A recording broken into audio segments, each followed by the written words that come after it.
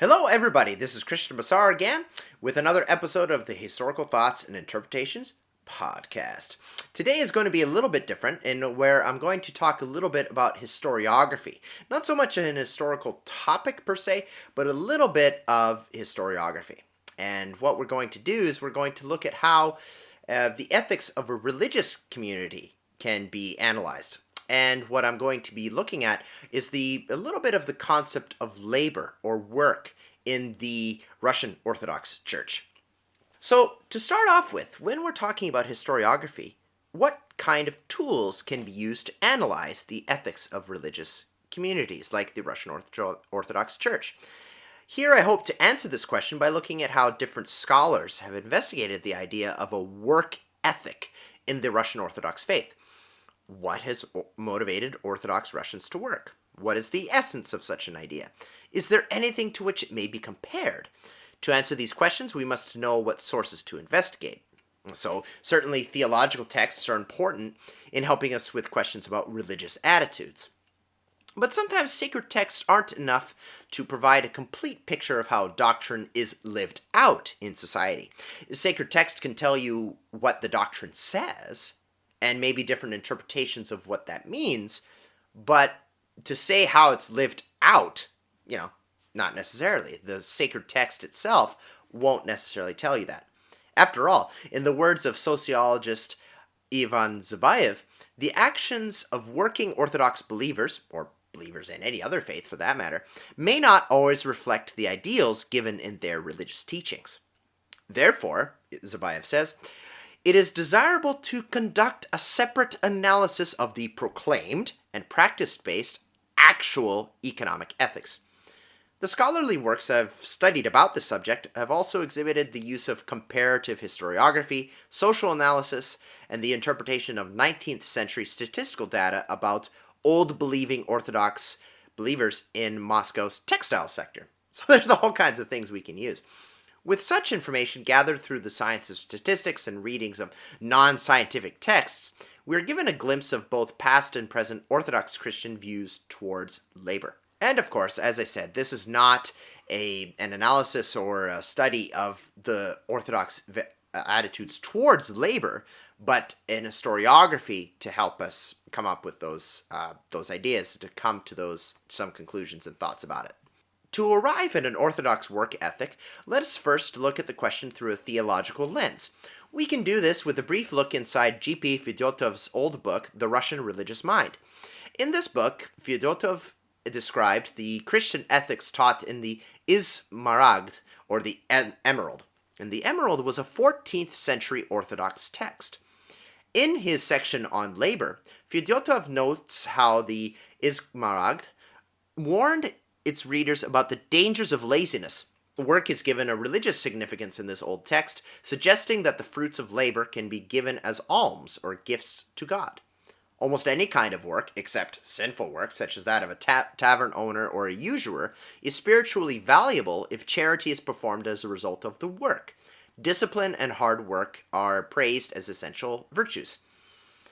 And then, going forward in the early 20th century, these values became socially and nationally important as Russian thinkers endeavored to formulate an Orthodox work ethic, not unlike the Protestant one, which Max Weber had written about in 1904 to 1905.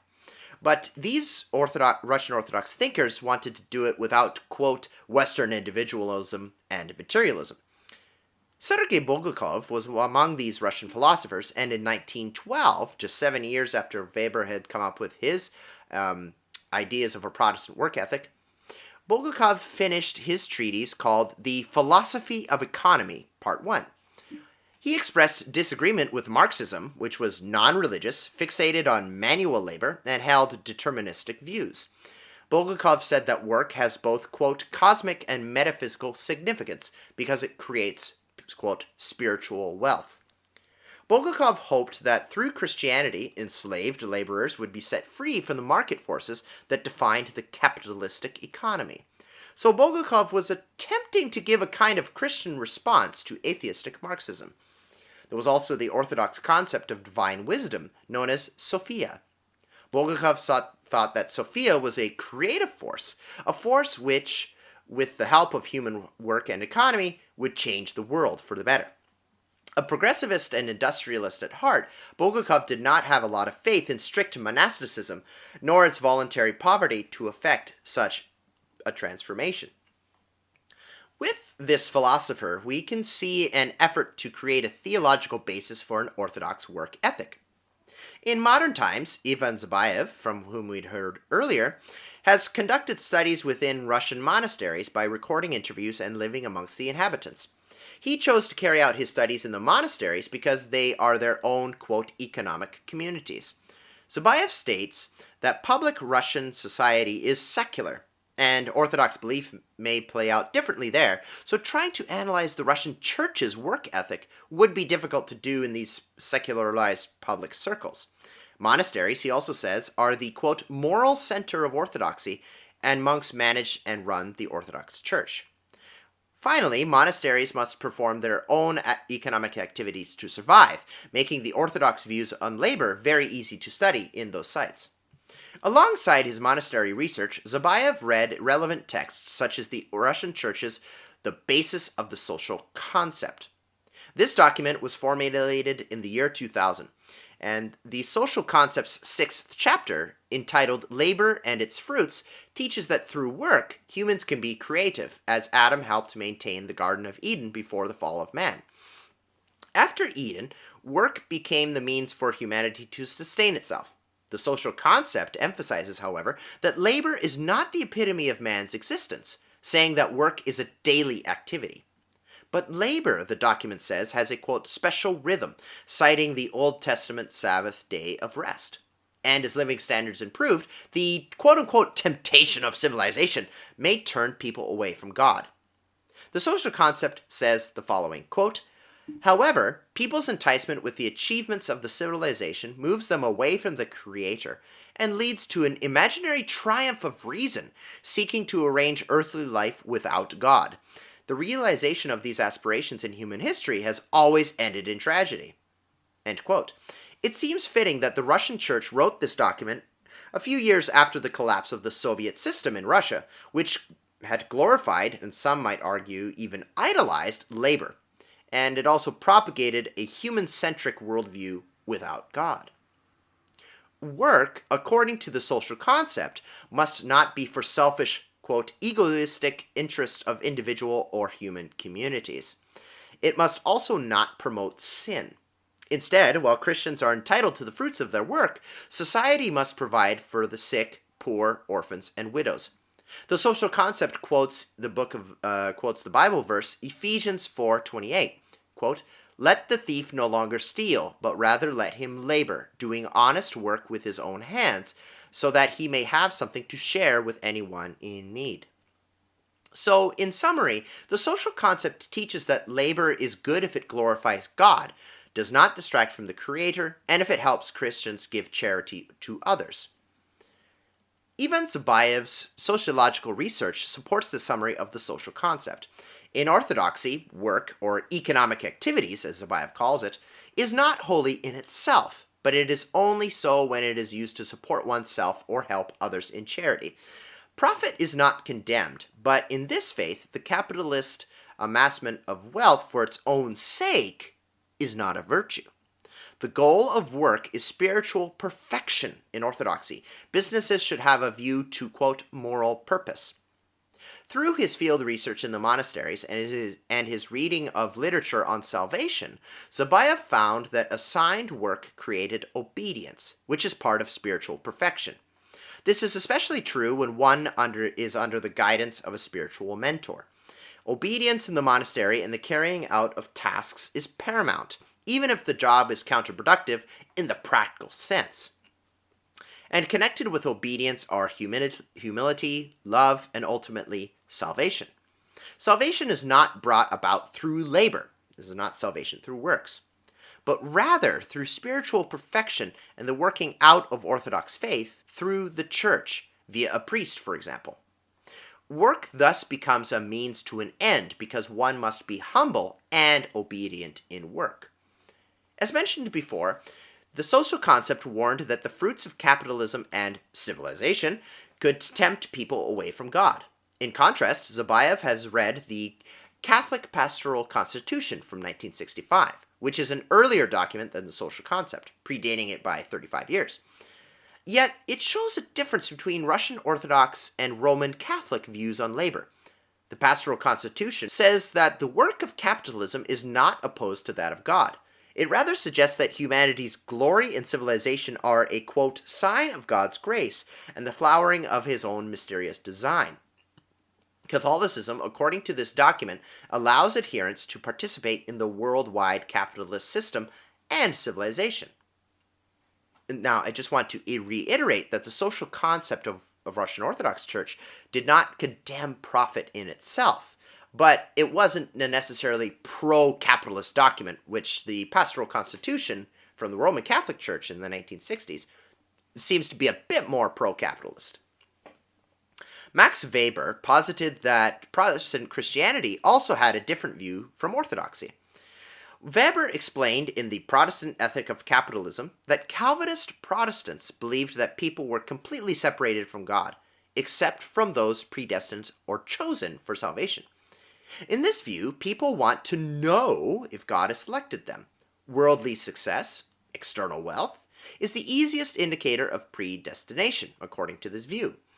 Thus, Weber suggested Protestant belief was that, quote, those who thrive in the world will be saved. The contrast between this Protestant work ethic and the Orthodox one is easy to see. While Orthodoxy promotes salvation through obedience to the Church, Weber said that in Protestantism, work was directly connected to the assurance of salvation. Note again, the Protestant religion, according to Weber, and according to most Protestant denominations, salvation is not achieved through work. But according to Weber's views of Calvinism, wealth obtained through work could be a sign of the assurance of salvation, because the belief was that God would predestine someone to be saved. So we started with a little bit of theological analysis and documents produced by the Church, with the Russian Orthodox Church in the social concept, writing in the year 2000, mind you, said that work was valuable if it helped promote charity. And we also talked a little bit about, compared it just a little bit to, very briefly, to Roman Catholic views on labor and Protestant views on labor. So to move away from theological analysis, we will move to the work of Danilo Raskov and Vadim Kufenko, who studied the economic influence of old-believing Orthodox in the Muscovite textile sector. This group of Russian Orthodox people originated in the mid-17th century after they opposed church reforms being enacted at that time. They were persecuted and removed from the patriarchal church due to their refusal to follow the new practices. Yet, despite this, they were financially successful and their lifestyle endured. To help them analyze this group's economic contributions, Raskov and Kufenko used a wide range of data, including reports with dates ranging from 1832 to 1890, censuses, and multiple sources from the Old Believers themselves. They criticized similar studies, which may have come to fair conclusions, but they were based on less data. There were problems with the reports that Raskov and Kufenko used. For example, underreporting was one significant problem with which they had to deal with.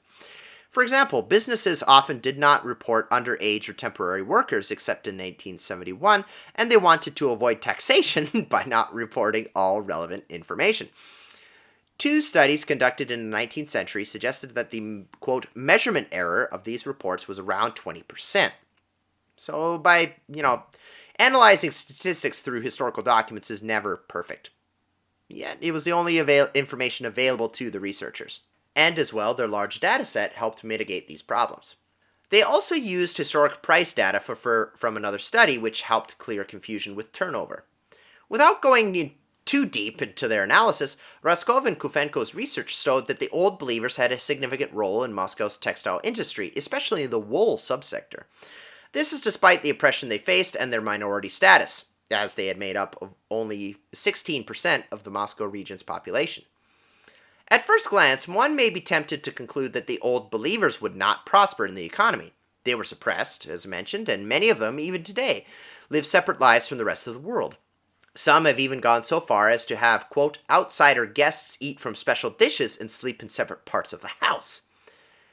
But we have seen that these negative factors were not enough to prevent the Old Believers from making an impact on the Muscovite economy. So the natural question is, why were they so successful? From economical analysis, Raskov and Kufenko return us to theology and historiography. They also mention Max Weber's work and his thesis that Protestantism heavily influenced capitalism, in that the religion encouraged the believers to work hard in the economy. Weber's ideas about Protestantism and capitalism have been criticized because some non-Protestants had similar economic ethics to the Protestants. There are also problems when using Weber's work as a lens through which to study the Old Believers. For example, the Calvinists of the 17th century opposed the idea of a church hierarchy, while the Old Believers did not have priests merely due to a lack of available clergymen. The Old Believers also did not attain the amount of power in Russia that the Calvinists did in Western Europe. So it's kind of like using a Protestant lens to look at a group of Russian Orthodox Christians, right? So the comparison isn't quite right. However, some comparisons are worth noting. Calvinist and Old Believer culture shared a strong sense of discipline. They were frugal, literate, and they resisted the religious hierarchy of their time. The Calvinists eschewed the Catholic Church, and the Old Believers rejected the previously mentioned church reforms. Old Believer communities also placed a high value on hard work and wise business practices. And like the Orthodox work ethic of the modern monasteries and the social concept, the Old Believers praised those who did not work just to gain more money and goods. Finally, 2 centuries after the church reforms, it was evident to some Old Believers that the Antichrist had not yet arrived, as had been initially feared. This eased their minds about being involved in the world. It must be remembered that oppression against the Old Believers came in waves, and some of Russia's Tsars were lenient towards this religious group, including Catherine the Great, who reigned from 1760 to 1790. Under such rulers, the Old Believers could run their printing presses and received tax equality. But even under the less lenient Tsars, such as Nicholas I, from 1825 to 55, the Old Believer minority gained economic strength by maintaining, quote, informal networks and institutions, which governed their daily lives and established trading points between those of similar beliefs and practices. A good reputation was a capital asset in these networks, and dynasties, such as the Romanovs, helped family businesses grow in the tight-knit community.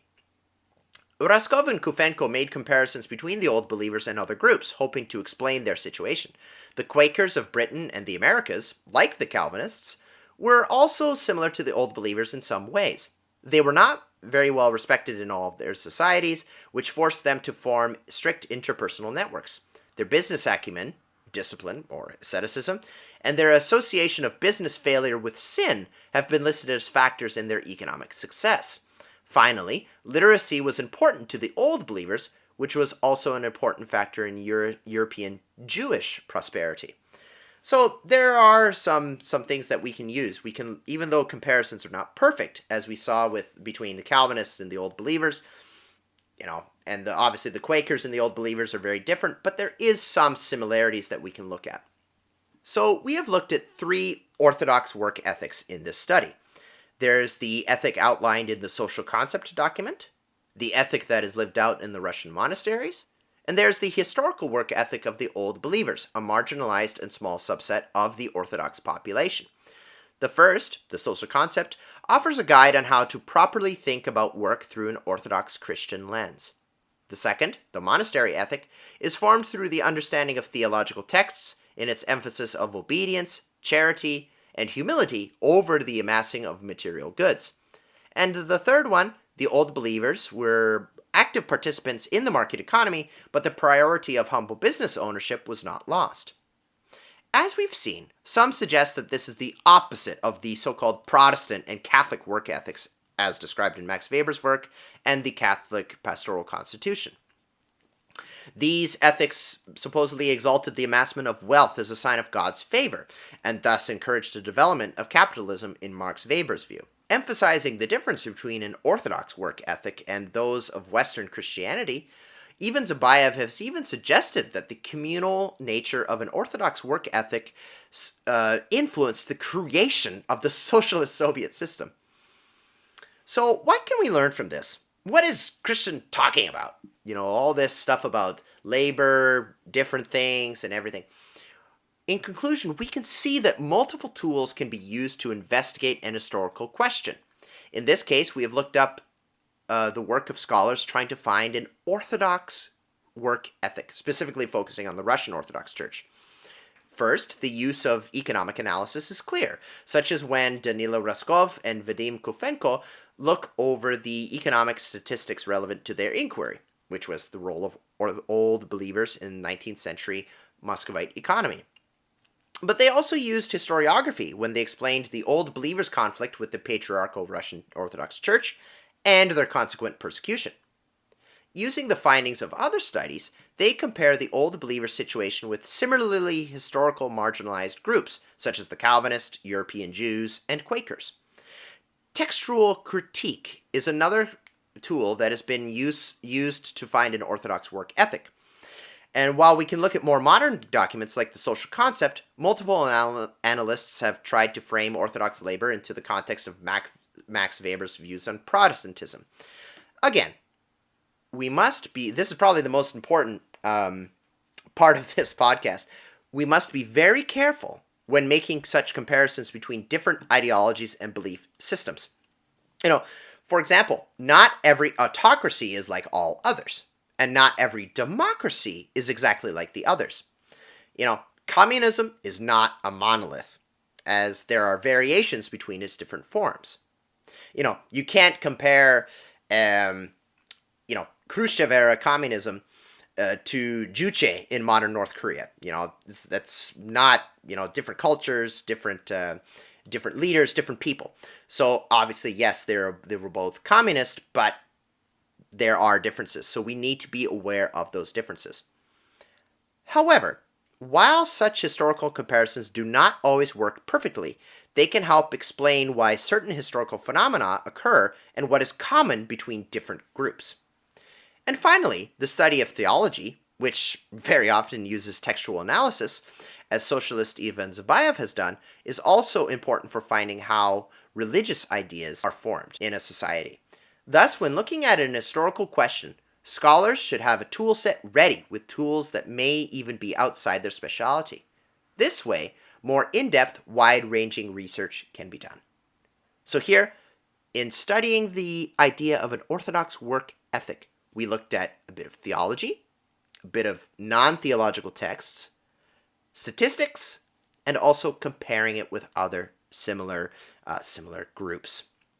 So while there will be no perfection in this, again, is history a science or an art? Well, I think someone who is more versed in historiography can maybe help us answer that one. But these are some things we can do. We can always compare something to something else, but just be aware that they won't always be perfect. So use them to help explain something, but don't always assume that it's going to be a perfect comparison. Well, thank you very much for listening to this episode. That's all I have for today about historiography. So I look forward to recording the next podcast. And thank you so much for listening. And everybody, I just want to say that it's, as I've said in previous podcasts, with everything with the pandemic and coronavirus and everything just going on with, this is sometimes a strange world. It always has been. And it always will be a strange world. But just be good to each other. Be good to yourself. Be truthful to yourself and to others. Be good to others. And be well. Thank you for listening, and we'll talk to you in the next one.